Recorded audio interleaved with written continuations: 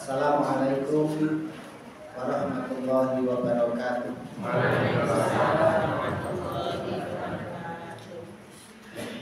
Innal hamdalillah nahmaduhu wa nasta'inuhu wa nastaghfiruh wa na'udzu billahi min shururi anfusina wa sayyiati a'malina.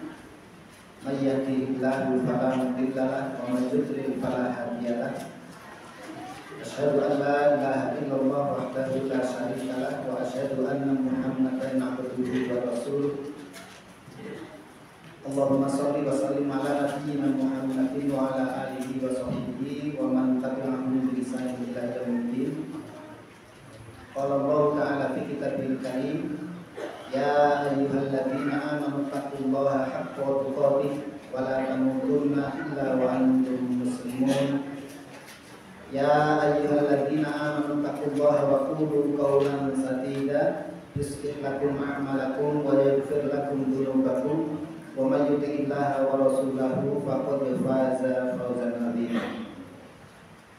Pada pagi hari ini insyaallah nanti akan disalurkan untuk saudara-saudara kita yang sedang mendapatkan musibah peperangan di Palestina, dan mudah-mudahan itu menjadi bukti pembelaan kita, pertolongan dan bantuan kita kepada saudara seiman kita, saudara kaum muslimin yang dibombardir oleh Israel, laknatullah, Israel penjajah.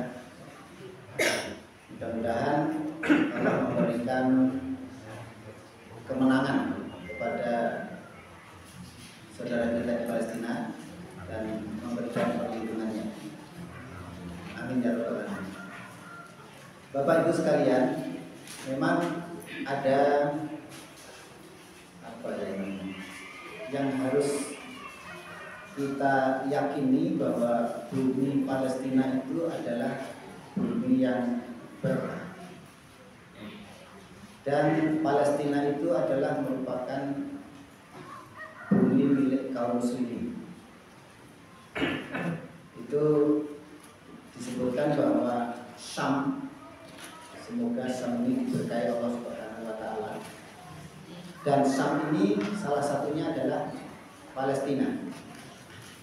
Jadi negeri Syam, negeri Syam itu ada Suriah, ada Yordania, kemudian ada salah satunya adalah Palestina, Lebanon. Dan di Palestina itu, di sana memang ada Masjid Al-Aqsa. Dan Masjid Al-Aqsa itu sudah disebutkan di dalam surat Al-Isra, Subhanalladzi asra bi 'abdihi lailan minal masjidil haram ilal masjidil aqsa alladzi barakna haulahu. Bahwa Allah telah memperjalankan hambanya, yaitu Nabi Muhammad SAW, dari Masjidil Haram ke Masjidil Aqsa. Kemudian setelah itu ke Sidratul Muntaha. Itu adalah peristiwa Isra dan Mi'raj untuk menerima perintah sholat luar biasa. Nah, Masjid Al-Aqsa itu memang masjid kedua setelah Masjidil Haram. Dan dulu sebelum hijrah ke Madinah dan setelah hijrah ke Madinah sekitar 16 bulan di Madinah, kiblat sholat kaum muslimin adalah ke Masjidil Aqsa, yang kemudian dipindahkan menjadi ke Masjidil Haram sampai sekarang. Kalau kita sholat menghadapnya ke kiblat, yaitu Masjidil Haram. Nah, ini memang sejak dulu, ya, ini belum merdeka saudara-saudara kita di Palestina. Padahal Palestina ini sumbangannya, kalau kita baca dalam sejarah, ya, itu luar biasa terhadap kemerdekaan Indonesia. Saya membaca itu dulu mufti besar Palestina yang bernama Muhammad Amin. Itu beliau ini adalah yang pertama kali mengakui kedaulatan negara Republik Indonesia bahkan sebelum Indonesia diproklamirkan oleh Soekarno. Jadi beliau itu juga ketika itu sedang mempertahankan bumi Palestina dari imperialis Inggris dan Zionis ketika itu, sampai beliau kemudian lari ke Jerman. Dan pada tanggal 6 September kalau tidak salah ya, 1944, Perdana Menteri Jepang itu bahasanya apa ya, akan memberikan kemerdekaan kepada Indonesia. Kemudian setelah itu diketahui oleh Muhammad Amin ini, mufti besar di Palestina ketika itu. Kemudian pada saat Radio Berlin ketika itu dan berbahasa Arab, beliau langsung menyatakan dan mengakui mendukung kemerdekaan Republik Indonesia. Kemudian berikut karena diplomasi kepada negara-negara lain, termasuk Mesir, ya, termasuk sampai ke Afghanistan, untuk mengakui kedaulatan kemerdekaan Indonesia, sampai akhirnya mereka kemudian mengakui. Jadi yang mengakui awal-awal kedaulatan kemerdekaan RI itu bukan negara barat, tapi justru saudara-saudara kita kaum muslimin. Sehingga kalau sekarang ini kita sudah merdeka, mereka memperjuangkan kemerdekaan sampai sekarang belum merdeka. Maka kalau kita melihat kondisi sekarang ini yang seperti itu, sebetulnya kalau mereka itu sedang memerlukan bantuan seperti sekarang ini, kok kita baik pemerintahnya ataupun yang lain kok tidak memberikan dukungan dan bantuan terhadap kemerdekaan Palestina, ini kita malu gitu ya.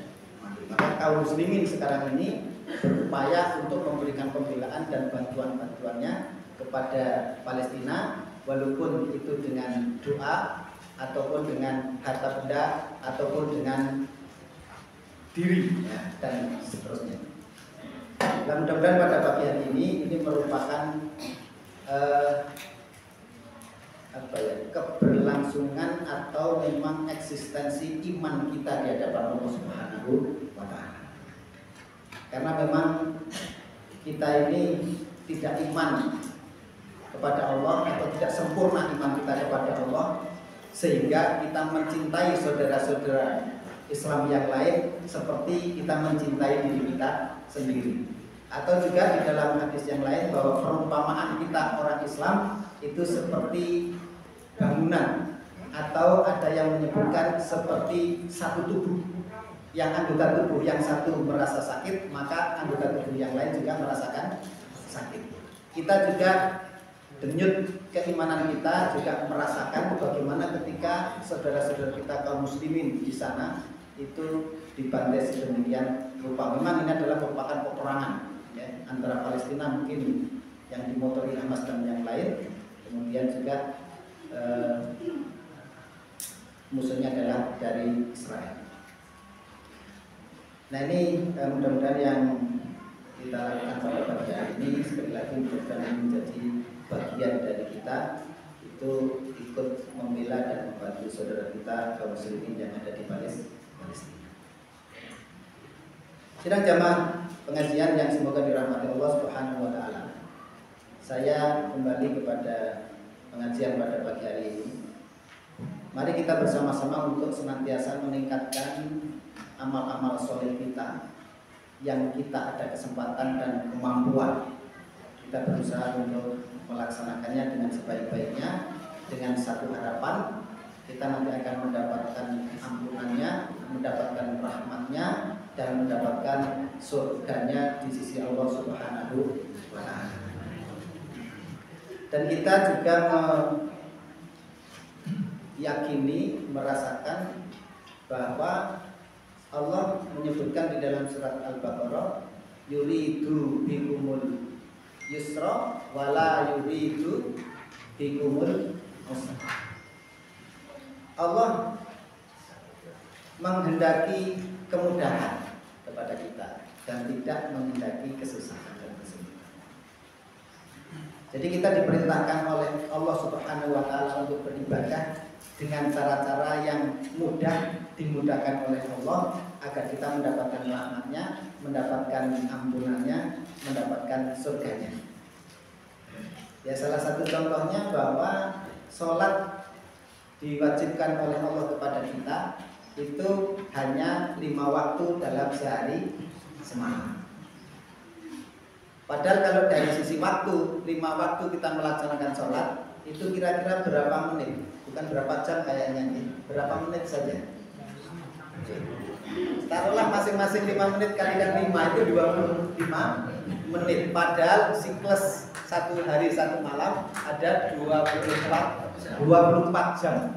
Hanya diperintahkan melaksanakan ibadah sholat yang waktunya hanya sekitar 20 menit, 25 menit. Kok tidak melaksanakannya bot-boten gitu. Padahal itu sudah merupakan kemudahan dan keringanan dari Allah Subhanahu wa taala. Coba kalau dulu Nabi Muhammad turun membawa perintah sholat wajib 50 rakaat dalam sehari semalam.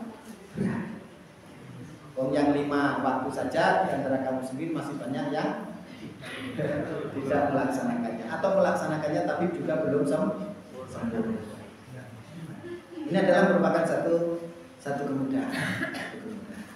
Kemudian zakat mal. Zakat mal itu dari seluruh mungkin yang mesti harus dizakati paling berapa persen di situ? Ya taruhlah 2,5% itu kan sebetulnya ringan ya kalau dihitung dari kalkulasinya. Kemudian kita dihitung terkena beban taklif untuk melaksanakan ibadah itu setelah balik, tidak dihitung sejak kecil ya, tapi setelah balik dan seterusnya yang di situ memang Allah memberikan kemudahan kepada hambanya agar hambanya itu bisa melaksanakan perintah dengan sebaik-baiknya. Kemudian Allah akan mempunyai alasan, Allah itu memberikan ampunannya, memberikan pahala berlipat, memberikan derajat yang tinggi, memberikan kenikmatan, memberikan rahmatnya, memberikan surga dan seterusnya. Sehingga kita menyadari tentang ini, ya kita bersyukur kepada Allah Subhanahu wa taala yang memudahkan kehidupan kita, baik kehidupan di dunia maupun di akhirat. Ya Allah, misalkan ini ibu-ibu ya. Allah itu memudahkan ya, ibu-ibu ini agar melaksanakan ibadah, kemudian agar mudah untuk mendapatkan rahmatnya, kasih sayangnya, ampunannya, surga. Ibu ini sudah banyak diberikan kemudahan. Termasuk salah satunya adalah siklus bulanan. Siklus bulanan ini karena mungkin Allah tahu tentang aktivitas kehidupannya yang mungkin penat dan sebagainya, diberikan rehat untuk tidak melaksanakan sholat. Kalau siklus bulanan datang, malah tidak boleh sholat, tidak boleh puasa dan yang lain. Dan kemudahan-kemudahan yang lain ini banyak. Ya, termasuk kemudahan dalam melaksanakan ibadah. Kalau kita lihat janji-janji Rasulullah, seorang wanita akan dimasukkan ke dalam surga, itu amaliyah-amaliyahnya simple. Kalau disebutkan di dalam salah satu hadis misalnya, idza shallatil mar'atu khamsaha, apabila seorang wanita telah melaksanakan sholat yang 5, ini berarti sholat yang wajib. Wanita itu sholat 5 waktu. Wasomat syahroha, melaksanakan puasa pada bulannya yaitu bulan Ramadan. Wahasonat farjaha, menjaga kemaluannya. Kemaluan itu adalah aurat dalam pengertian besar mungkin ya, menjaga menutup auratnya, terkhusus menjaga kemaluannya. Yang terakhir closingnya wa ata'at zaujah, dan dia taat kepada suaminya, dia mencari ridho kepada suaminya, dan ketika keempat-empatnya ini didapatkan, dia melaksanakannya dengan baik dan dia mendapatkan pahalanya, disebutkan oleh Rasulullah udkhulil jannata, masuklah ke dalam surga min ayyi abwabil jannati sikti, dari pintu mana saja yang kalian suka. Ini luar biasa. Surga pintunya ada 8. Kalau wanita melaksanakan 4 amal tadi, di setiap pintu ada namanya untuk dipanggil. Padahal pintu-pintu itu sudah secara khusus ya. Ada pintu sholat, ini khusus untuk orang-orang yang ahli sholat. Ada pintu puasa, ada pintu sedekah, ya, ada pintu jihad, ada pintu taubat, ada pintu-pintu yang lain. Nah, wanita melaksanakan 4 tadi itu diberikan informasi akan bisa memasuki semua pintu-pintu surga. Dulu ketika dijelaskan tentang pintu-pintu surga ada 8 ini, sempat Abu Bakar As-Siddiq ini pernah bertanya kepada Rasul, "Ya Rasul, apakah ada orang yang memasuki ke 8 pintu itu?" "Ada ya Rasul, dan saya berharap engkau wahai Abu Bakar termasuk orang yang memasuki seluruh pintu dari pintu jannah." Itu tentang wanita. Nah, perlu tahu saya ini satu-satu ya. Kemudian ada hadis yang kedua juga. Ala ukhbirukum bin nisa'i ahlil jannah. Maukah kalian aku kabarkan tentang wanita-wanita penduduk surga? Siapa mereka? Wanita-wanita penduduk surga, siapa mereka? 1. Al-wadud, al-walud, al-a'ud ala zawjiyah. 3. 1. Al-wadud itu seorang wanita, seorang istri yang sangat cinta kasih sayang kepada suaminya. Al-walud adalah yang banyak melahirkan anak. Kemudian al-a'ud adalah orang yang gemar, suka memberi maaf. Sehingga ketika suaminya marah, tidak ngerti yang salah siapa ini, apa suaminya apa istrinya. Kemudian istri itu meletakkan tangannya di atas tangan suaminya, kemudian dia mengatakan la aduhu wamdun hatta tarji, hatta tardo. Wahai suamiku, kita nggak ngerti bisa salah siapa, pokoknya suami marah. Saya tidak bisa tidur pada malam hari ini sebelum engkau ridho kepada saya. Itu calon-calon penghuni surga. Dan ini betul-betul kalau pada zaman dulu, pada zaman Rasulullah itu ya, itu kalau kita melihat bagaimana seorang wanita di dalam mencari keridhaan suaminya itu luar biasa. Suaminya, istri itu mencari keridhaan suami, apa-apa yang suka dari suami itu dia berusaha untuk memenuhinya. Entah diminta, entah tidak. Saya dulu pernah mendengar satu kajian, tapi ini agak beda dengan yang saya baca. Saya pernah membaca itu, walau nanti yang benar yang mana. Saya pernah membaca dalam satu tulisan itu ketika Rasul menyampaikan, Fatimah, siapa yang wanita yang akan masuk surga yang pertama. Kemudian Fatimah dikasih tahu dia adalah fulanah, dia akan masuk surga yang pertama. Kemudian dalam penjelasan yang lain disampaikan bahwa seorang wanita yang besok akan menuntun kendaraan menuju surga itu adalah bernama Muti'ah, sama dengan yang tadi namanya Muti'ah. Nah, kemudian dicarilah Muti'ah. Setelah ketemu, dia datang ke sana bersama Husain, anaknya. Kemudian, Assalamualaikum, waalaikumsalam, siapa? Fatimah binti Rasulullah. Dengan siapa? Dengan Husain. Maaf, kami belum bisa menerima Anda ke rumah karena saya belum izin kepada suami saya untuk memasukkan seorang anak laki-laki yang bernama Husain.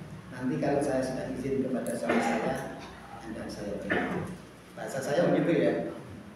Kemudian ternyata setelah izin, besok lagi kesana lagi, ternyata mungkin Husain tidak mau ikut ya, yang dibawa Hasan ya. Siapa? Fatimah. Dengan siapa? Dengan Hasan. Oh, kalau Hasan saya belum izin kepada suami saya. Kalau Husain sudah. Izin lagi. Akhirnya besok kesana lagi ya sudah. Hanya itu diterima. Setelah di sana ternyata melihat satu kipas atau handuk ya, 2 rotan, 3 gunting.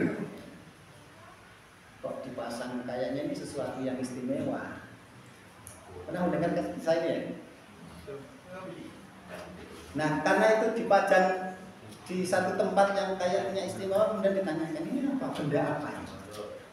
Suaminya mencari kayu bakar, kemudian dia kalau kerja seharian kan juga berkeringat capek. Kemudian setelah itu ada sebagian yang mengatakan handuk ya, ada yang mengatakan kipas. Kemudian setelah dia pulang, dia layani, dia siapkan air mandi untuk mandi jika mau mandi. Kemudian dia datang dikipasi atau dilap keringatnya ketika dia mandi, sudah dilayani untuk mandi. Itu yang pertama. Yang kedua, rotan. Kemudian setelah itu dimasakkan dengan masakan yang paling dia sukai. Ini kan mencari keridhaan suami, menyenangkan suami. Nah, itu dari suami. Nah, kemudian dia kan masak itu tidak, masak yang paling dia suka tidak harus yang mewah, tidak harus yang mahal ya. Kadang suami itu menyesuaikan dengan uangnya, itu dimasakkan apa namanya ya, murah-murah itu sudah alhamdulillah sekali. Setelah sudah dimasakkan ya, maka kemudian kalau sekiranya masakan itu tidak berkenan, ada yang asin kasih dan ada yang pedas kepedesan ya, ini rotan siap saya dipukul dengan rotan ini demi untuk mencari keridhaan suami. Ya, saya kira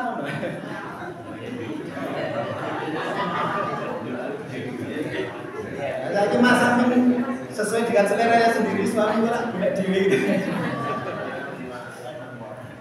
Kemudian gunting itu ya, wahai suamiku, dari pagi sampai malam kita menjelang tidur, barangkali ada kata-kata saya yang mungkin menyakitkan, mungkin membuat sakit hati, saya rela lidah saya digunting.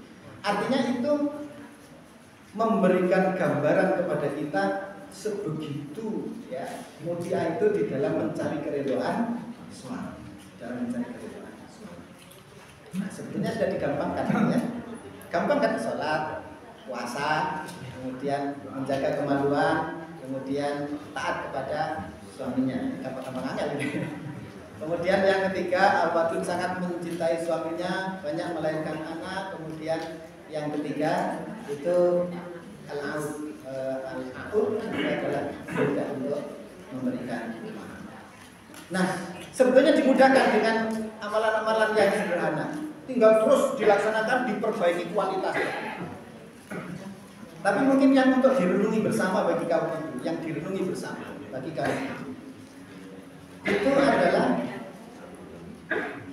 faktanya, fakta dari Rasulullah yang menyampaikan kepada para sahabatnya ketika itu, saya diperlihatkan neraka, saya diperlihatkan neraka, dan saya melihat pemandangan yang belum pernah saya lihat, pemandangan yang sangat dahsyat, pemandangan yang sangat dahsyat. Pemandangan apa itu? Pemandangan saya melihat kebanyakan penduduk neraka adalah dari ahli nisa, dari para wanita. Kemudian bertanya pada sahabat itu, apakah mereka kufur? Apakah mereka kufur kepada Allah? Tidak. Mereka kebanyakan yang masuk neraka dari kaum wanita itu adalah yakfurnal ashir wa yakfurnal ihsan. Mereka mengkufuri, mengingkari suami dan mengingkari kebaikan suami. Mengkufuri atau mengingkari suami dan mengingkari kebaikan suami.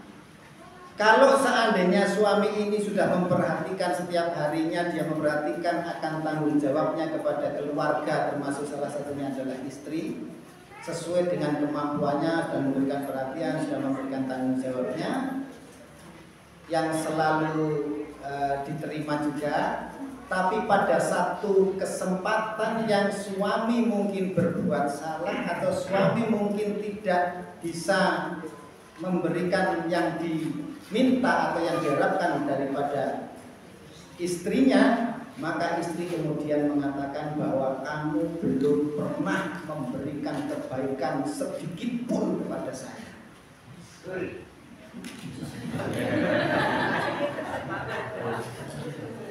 Maaf ini bahasa saya ya. Gelang wis, ali-ali wis, garek kalung. Pada saat kalung itu memang punya apa ya? Suami itu punya hal yang sangat diprioritaskan sehingga belum bisa.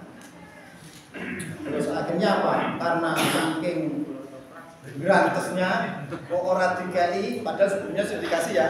Kemudian dia mengatakan, memang selama ini Bapak tidak pernah ingin saya bahagia. Selama ini tidak pernah. Nah, akhirnya itu apa? Mengingkari kebaikan-kebaikan yang sudah diberikan suami pada waktu-waktu sebelumnya, ketika satu kali saja itu tidak bisa dipenuhi. Jadi ini general. General itu menafikan kebaikan suami yang ini sering. Tidak pernah memperhatikan. Padahal sebelumnya diperhatikan. Dan ini hati-hati karena ini sekali lagi ini yang paling banyak menyebabkan seorang wanita masuk. Bukan karena meninggalkan sholatnya, bukan karena meninggalkan puasanya, ya. Tapi yang paling banyak itu adalah ini tidak bersyukur atau tidak ya mengingkari kebaikan. Sebetulnya yang lain termasuk tidak menutup aurat itu kan sebetulnya juga dosa.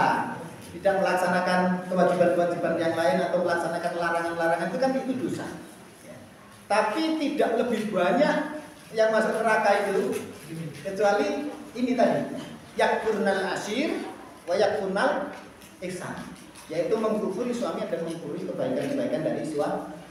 Ini yang perlu direnungi. Banyak wanita-wanita itu gagal, ya. Karena apa? Gagal masuk surga. Karena apa? Karena alasannya ini sudah disebut. Dan sebetulnya wanita itu, ini gagalnya bagaimana? Gagalnya karena bayangannya kalau nikah itu semuanya adalah baik. Nikmat gitu ya. Padahal sebetulnya nikah itu adalah merupakan salah satu tangga kita akan diuji dengan kesabaran. Tidak ada pasangan itu yang semuanya bisa memberikan yang diingini, tidak ada.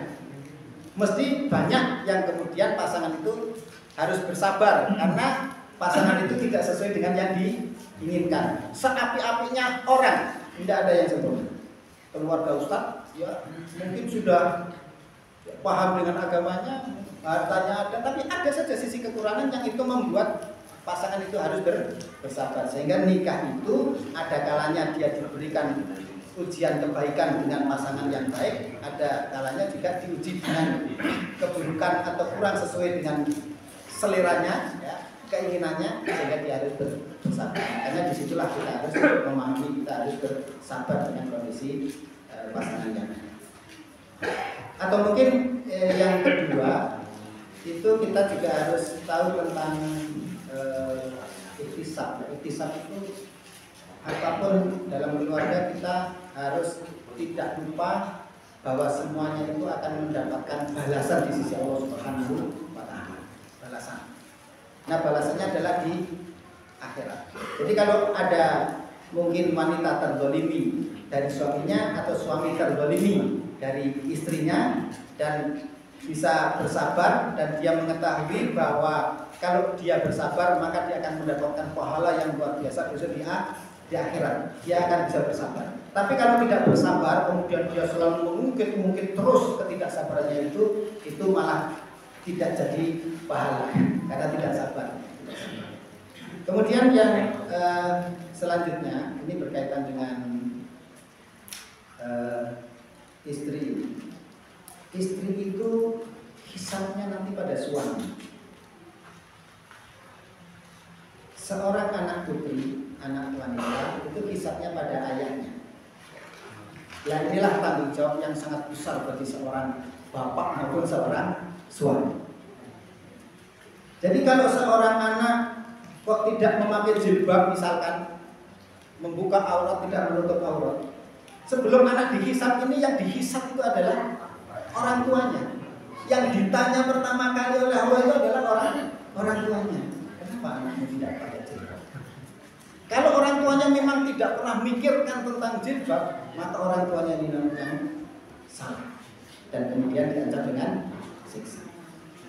Kalau kemudian sudah diupayakan, suami diperintah bola balik, ya, bahkan orang tuanya tidak berharap kalau tidak, jadi sudah dibina, sudah diberitahu kok tetap anaknya ini tetap tidak mau, ini nanti bagaimana? Allah kemudian bagaimana anaknya itu tidak mau? Kalau itu sudah dinikahkan oleh orang tuanya, maka suami itu yang bertanggung jawab atas hisab terhadap istrinya. Istrinya tidak sholat dibiarkan oleh suaminya, suami yang salah. Kemaksiatan yang dilakukan oleh istri dan anak-anaknya dari suami, ya, bahkan suami malah mendukung tentang kemaksiatannya, ini suami yang diancam siksa. Jadi hisabnya seorang wanita, baik itu belum nikah kepada orang tuanya yang bertanggung jawab, atau setelah nikah maka yang bertanggung jawab adalah suami. Ini berat suaminya. Makanya untuk para wanita, baik itu anak maupun istri, monggo panjenengan hati-hati, jagalah amanah dari suami atau bapak agar amanah menjadi ringan. Maka jenengan manutor dengan bapak orang tua selama itu baik, dan manutor dengan suami selama itu adalah baik. Akhirnya ringan tanggung jawabnya bagi seorang laki-laki atau seorang bapak. Kalau itu tidak, maka itu menjadi pemikiran yang terus-menerus bagi suami atau bagi bapak. Makanya yang namanya dayus itu adanya pada bapak. Dayus itu bukan ibu. Kan itu ada hadis ya. Salah satu. Ada 3 golongan. Qad haramallahu alaihimul jannah, yang diharamkan oleh Allah masuk surga. Siapa mereka? Mudminul khamri, orang yang kecanduan minum keras. Yang kedua, wal aku, itu adalah orang anak yang durhaka kepada kedua orang tua. Yang ketiga, wadayus allati yukirrul hubta fi ahlihi. Dayus itu adalah seorang suami yang tidak punya rasa cemburu kepada istrinya. Seorang suami yang tidak punya cemburu terhadap kemaksiatan-kemaksiatan yang dilakukan oleh istrinya. Istri maaf tidak pakai jilbab atau tidak menutup aurat, dibiarkan saja, tidak pernah dilarang atau tidak pernah diperintahkan. Nah, suami ini tidak punya rasa cemburu. Yang kecantikan istrinya, kemolekan tubuh istrinya dinikmati oleh banyak orang laki-laki. Dan itu yang paling penting, melanggar dari Allah Subhanahu wa ta'ala. Nah, yang tidak punya rasa cemburu seperti ini, itulah dayus yang diancam dengan neraka. Kemudian seorang bapak yang anaknya juga berbuat maksiat, dia tidak punya rasa cemburu, akhirnya dibiarkan saja. Pembiaran bapak kepada anggota keluarga dalam bermaksiat kepada Allah Subhanahu wa ta'ala menandakan bapak ini adalah bapak yang tidak bertanggung jawab. Oh, tanggung jawabnya berat sekali. Apalagi nek sing di bawahnya ngayalan kabeh itu semuanya. Nah, ini ujian. Semua tadi adalah itu ujian. Yang semua kesulitan, kesusahan, kekhawatiran yang ada dalam keluarga, baik istri kepada suami, baik suami kepada istri, baik anak kepada orang tua atau sebaliknya, itu ketika dia terus bersabar, dia terus memberi nasihat, dia terus mengingatkan, walaupun mereka juga belum mendapatkan hidayah, itu adalah merupakan ujian dari Allah untuk mengetahui bagaimana kualitas kita di dalam beribadah kepada Allah, apakah kita termasuk yang syukur atau termasuk yang putus asa dan seterusnya. Ini adalah menjadi tanggung jawab kita bersama. Ini makanya putri saya katakan tadi, wanita sudah dimudahkan oleh Allah Subhanahu wa ta'ala untuk masuk jannah, tapi hati-hati, renungi yang paling banyak menyebabkan ke neraka itu adalah itu tadi, mengingkari suami atau kebaikan suami. Jadi naik wis rada nesu kemudian tidak sesuai dengan hati, itu gampang mengatakan Tidak pernah. Ora pernah nggak dikongkon ke bola bali dikongkon ke sepisan kelalen padahal dikongkon sudah. Nah itu, tapi tanggung jawab suami kaum bapak ini juga.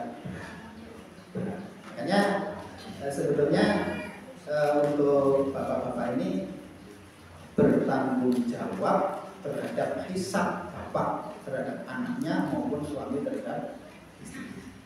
Maka kita berusaha dalam sebuah keluarga itu sama-sama memahami tentang Islam dan yang dipikirkan adalah bisa melaksanakan kewajibannya dengan baik. Jangan memikirkan tentang hak-haknya yang harus diterima. Kalau suami istri sini ngaji tentang kewajiban suami, malah di pengkele ngaji kewajiban suami. Karena saya tahu nanti suami harus begini kan. Suami dia harus paling enggak sehari harus sekian, harus ini. Yang suami juga begitu, sing dipahami, sing diajari, sing diwaca buku itu tentang kewajiban seorang istri. Istri itu harus begini, semuanya sang menuntut haknya, akhirnya ora ketemu api. Tapi beda dengan seorang bapak, seorang ibu yang kemudian mereka itu lebih fokus kepada kewajiban yang harus saya kerjakan apa dan saya akan melaksanakan sesuai dengan kemampuan saya dan ada kekurangannya saya mohon maaf kepada pasangan. Saya mohon maaf, saya tidak bisa mencari yang lebih dari ini, saya sudah berusaha dan sebagainya. Kemudian istri juga akan memaafkan. Istri juga begitu ketika melayani itu ketemu baiknya. Ya, makanya di sini perlu kita senantiasa memang mengkaji tentang itu. Dan tentang surga yang dijanjikan Allah Subhanahu wa taala itu luar biasa. Kita tidak membayangkan surga itu sebagaimana yang kita bayangkan, tidak. Jauh lebih luar biasa yang belum pernah kita rasakan. Kan surga itu disifati ya, surga disifati belum pernah terlihat oleh pandangan mata surga itu. Belum pernah terdengar oleh telinga, belum pernah terdetik dalam. Kalau sekarang bahasa-bahasa yang ada di dalam surga itu dengan bahasa-bahasa yang ada di dunia, kita bisa menggambarkan, oh gambarannya surga itu begini, ada makanan buah di jalan, ada pisang ya, kemudian minumannya ada minuman jahe ya. Pisang di sini kan ada, oh ada pisang kayak mana, jahe kayak ini. Itu kita bisa menggambarkan seperti itu. Padahal aslinya besok di sana itu luar biasa jauh dari apa yang kita bayangkan. Itu kemurahan Allah kepada orang yang senantiasa beribadah kepada Allah, itu pahalanya luar biasa. Tidak seperti yang ada dalam bayangan kita, luar biasa. Nah inilah karena luar biasanya itu, maka itu menjadi daya tarik bagi orang-orang yang beriman. Hatinya beriman, kalau dijanjikan tentang surga, daya tariknya iman itu luar biasa untuk mewujudkan amal harus bisa dilaksanakan. Jadi bagaimana hati itu merespon keimanan dalam hati, maka hati itu perlu diisi terus dengan iman. Diisi terus tentang pelajaran-pelajaran Al-Quran dan Sunnah. Sehingga hati itu menjadi tenang, yakin dengan adanya pahala-pahala yang dijanjikan. Sehingga kita merenungi tentang surga, membangun kekuatan untuk kita bisa melaksanakan amal soleh. Jadi semakin kita itu mengingat surga, semakin kuat membangun kekuatan tekad untuk semangat melaksanakan amal soleh karena surga. Sehingga tentang surga ini sebagaimana tadi banyak hadis yang saya nanti tentang membangun keimanan karena itu adalah jalan untuk menuju surga, itu betul-betul diusahakan. Kita sebagai manusia berusaha untuk senantiasa mentadabburi Quran karena itu adalah merupakan nutrisi bagi iman. Mentadabburi Quran.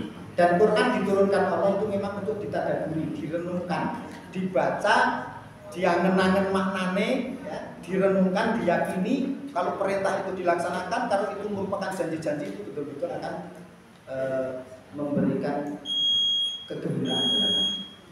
Sehingga kita orang Islam itu senang dengan begini, kabar-kabar informasi tentang Quran itu senang. Coba saya akan menceritakan tentang sahabat sekelas Abu Bakar As-Siddiq dan sekelas Hanzalah. Dulu pernah Abu Bakar itu datang ke tempat Hanzalah. Setelah datang ke tempat Handolah, Handolah itu kemudian mengatakan kepada Abu Bakar, wahai Abu Bakar, saya telah munafik, wahai Abu Bakar. Saya telah munafik, wahai Abu Bakar. Kaget Abu Bakar itu. Baru ditanya, biasanya kan kita itu, bagaimana kabar Anda? Alhamdulillah baik-baik. Bagaimana kabarmu, wahai Handolah? Handolah telah munafik, wahai Abu Bakar. Itu Abu Bakar kaget. Ada apa? Apa yang terjadi dengan dirimu? Kemudian dia mengatakan, Handolah telah munafik. Karena kalau saya berada di majelis Rasulullah SAW, beliau menjelaskan tentang surga, beliau menjelaskan tentang neraka. Surga dan neraka berada di depan pelupuk mata saya. Tapi begitu saya keluar dari majelis Rasulullah, saya pulang ke rumah, saya disibukkan dengan istri, saya disibukkan dengan anak, saya disibukkan dengan urusan-urusan pekerjaan di rumah, maka surga itu hilang, neraka itu hilang, rapati kelingan, ya, karena kelingannya dengan pekerjaan-pekerjaan yang ada di rumah, kesenangan dengan suami, istri dan keluarga. Kalau begitu adalah munafik. Abu Bakar mengatakan, kalau itu yang disampaikan sama, saya juga merasakan seperti itu. Kalau begitu, ayo kita datang ke Rasulullah, tanyakan kepada Rasulullah. Akhirnya datang kepada Rasulullah, tanyakan kepada Rasulullah. Iya, Abu Bakar, wahai Handolah, kalau seandainya kalian ini bisa terus-menerus berzikir dalam setiap keadaan dan setiap waktu, setiap kegiatan, itu selalu ingat berzikir kepada Allah Subhanahu wa Ta'ala, Anda akan disalami oleh para malaikat. Tapi itu saat. Tapi itu sesaat. Sesaat akan lupa, Makanya obatnya apa? Selalu bersama majelis Rasulullah, selalu mendapatkan siraman-siraman rohani tentang Quran dan Sunnah, maka itu akan menghidupkan hati. Makanya kalau dulu para sahabat itu ya, itu kalau ada pengajian-pengajian seperti ini ataupun ada zikir, majelis zikir ataupun yang lain, mereka saling mengajak satu dengan yang lain. Hayya bina nu'minu sa'atan. Hayya bina nu'minu sa'atan. Ayo kita bina iman kita walaupun sesaat. Ayo kita datang pengajian walaupun sesaat. Ayo kita pengajian walaupun sesaat untuk membina iman kita. Itu sekelas Abu Bakar dan Handolah. Abu Bakar jelas. Abu Bakar itu imannya, Abu Bakar sini satu di daun timbangan, manusia seluruh dunia ada di timbangan yang satunya, ketika ditimbang akan jomplang lebih berat. Imannya Abu itu saja masih mengalami seperti ini. Dan juga Handolah. Handolah itu seorang pemuda yang syahid luar biasa. Handolah itu sore nikah, malam pertama dengan istrinya, ya. Setelah malam pertama, kemudian ada panggilan jihad, ya, untuk perang Uhud. Perang Uhud itu perang yang luar biasa, ya. Kemudian dia setelah ada panggilan, dia keluar dari rumah langsung pergi ke Uhud. Kemudian dia perang, setelah selesai dia termasuk yang syahid. Tapi di antara yang syahid waktu perang Uhud itu, Handolah ini kok beda dengan yang lain. Handolah itu dilihat masih meneteskan air di rambutnya.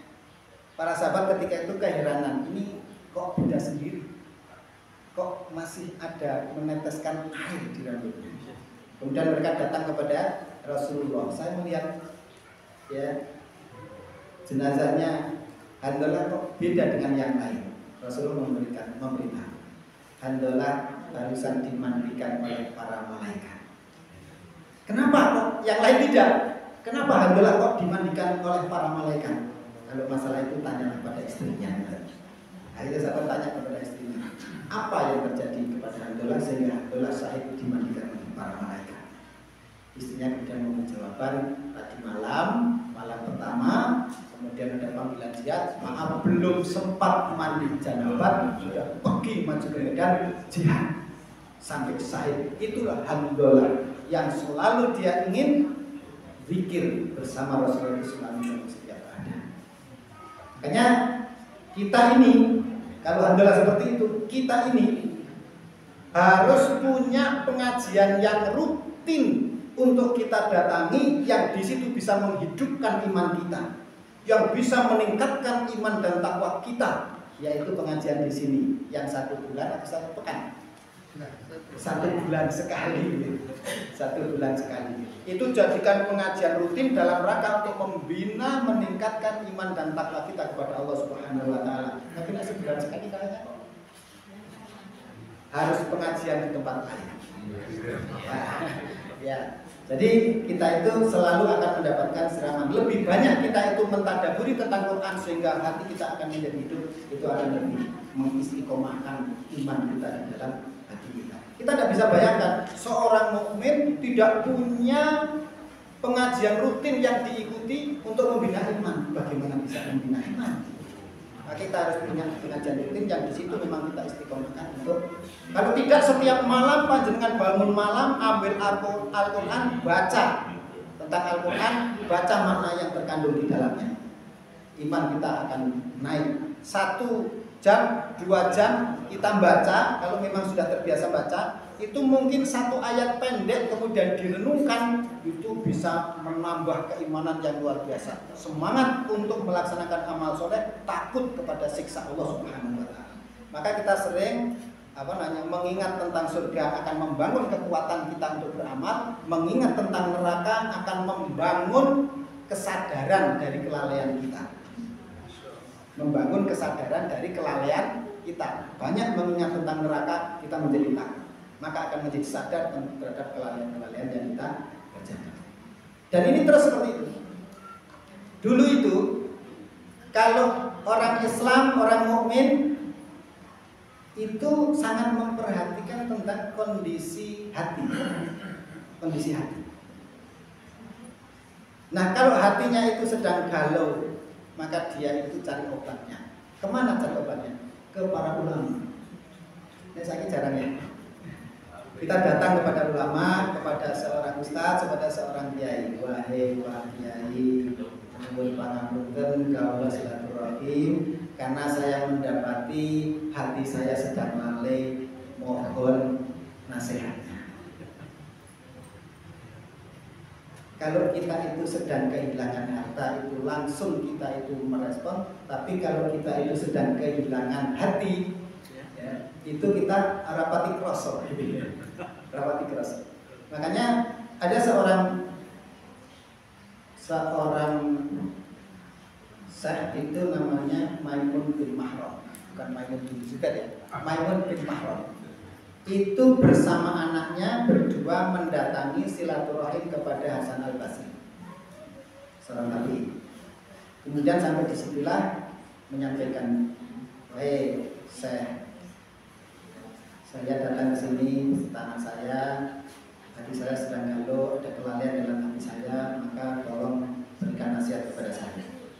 Hasan Al-Basri kemudian membaca surat Asy-Syu'ara ayat 105 sampai 107. Afara'aita immata'na husini tsumma ja'ahum ma kanu yu'adun. Kemudian ma'arna anhum ma kanu yu'adun.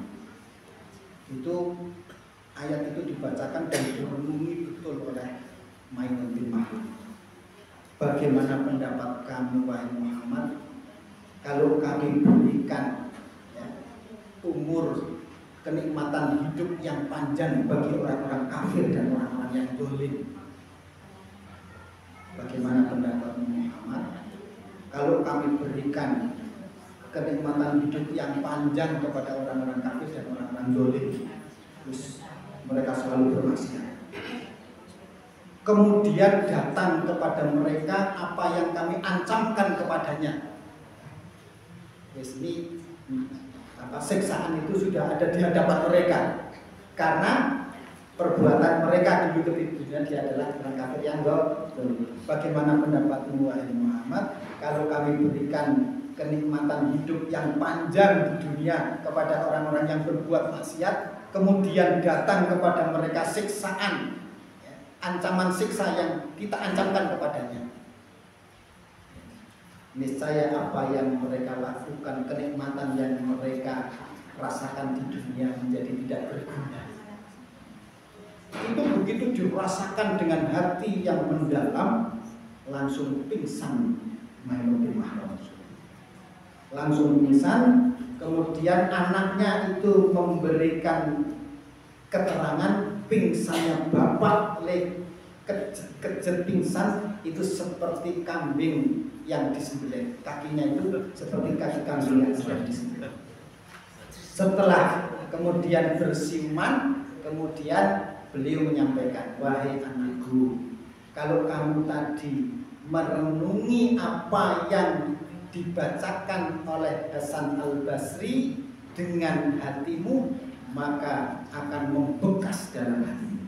Maka perlu kita namanya mentadabbur Quran itu adalah dengan hati. Jangan kita tidak membaca Al-Quran hanya dengan sebatas penglihatan mata, dan kita tidak mendengar ayat-ayat Quran dengan sebatas telinga kita, tapi di situ melibatkan hati untuk merenungi, mengkaji, mentadaburi, sehingga iman itu akan ada di dalam diri kita. Ini memang yang perlu kita menghidupkan hati kita ya seperti itu. Termasuk kondisi-kondisi ya hari ini memang perlu terus kita meningkatkan kajian-kajian yang itu bisa menghidupkan hati kita. Tujuan hidup kita adalah beribadah kepada Allah, dan kita beribadah kepada Allah itu dengan rasa, bukan hanya sebatas kebiasaan saja, tapi betul-betul kita dengan rasa. Jadi dengan rasa harap akan pahala yang dijanjikan, sehingga kita semangat dalam ibadahnya, juga dengan rasa takut ya, akan ancaman neraka, sehingga kita ibadahnya dengan sungguh-sungguh, tidak dengan lalai ya, hati-hati. Kemudian juga dengan rasa cinta kita kepada Allah Subhanahu wa Ta'ala. Cekap ya. Ini saja yang saya sampaikan, dan ini yang Allah itu dengan bisa menyimpulkan apa yang kami sampaikan di sini, mudah-mudahan akan bermanfaat khususnya bagi saya dan kita semuanya, membangkitkan iman dan takwa kita, meningkatkan iman dan takwa kita, bertambah semangat kita di dalam melaksanakan amal-amal. Saya kembalikan kepada pembawa acara, billahi taufiq wal hidayah. Assalamualaikum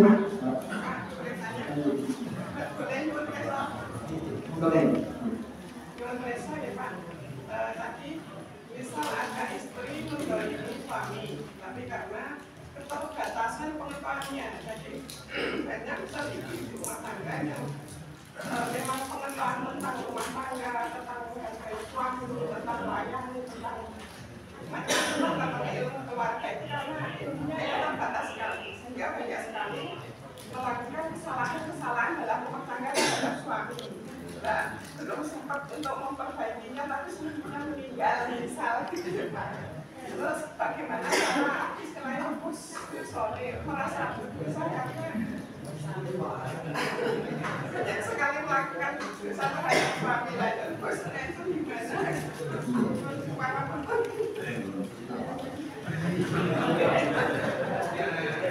Ya, yang pertama itu memang ada rasa tobat. Tobat itu memang mengakui, menyadari atas kesalahan-kesalahan yang dilakukan, kemudian dia menyesali dan dia bertobat kepada Allah Subhanahu wa Ta'ala atas kelalaian yang dulu pernah kita kerjakan. Dan selama apapun itu hanya dosa-dosa, selama apapun dan dosa-dosa apapun, termasuk syirik sekalipun yang pernah kita lakukan, kemudian kita bertobat kepada Allah, tobat itu kita tidak akan mengulangi lagi. Kalau dulu pernah saya berikan kepada suami yang dulu saya seperti itu, maka saya mohon ampun atas dosa-dosa dan kesalahan saya di masa lalu. Dan kalau nanti berkeluarga lagi, maka akan tebus dengan kebaikan-kebaikan setelah mengetahui tentang saya. Jadi kita mohon tobat, mohon ampun kepada Allah Subhanahu wa Ta'ala. Paling tidak kita membaiki kepada suami dan keluarganya tentang ya, kebaikan-kebaikannya. Tadi begitu dulu. Bapak sekarang ya, saya kira ini saja. Untuk selanjutnya kami serahkan kembali. Billahi taufiq wal hidayah. Assalamualaikum warahmatullahi wabarakatuh.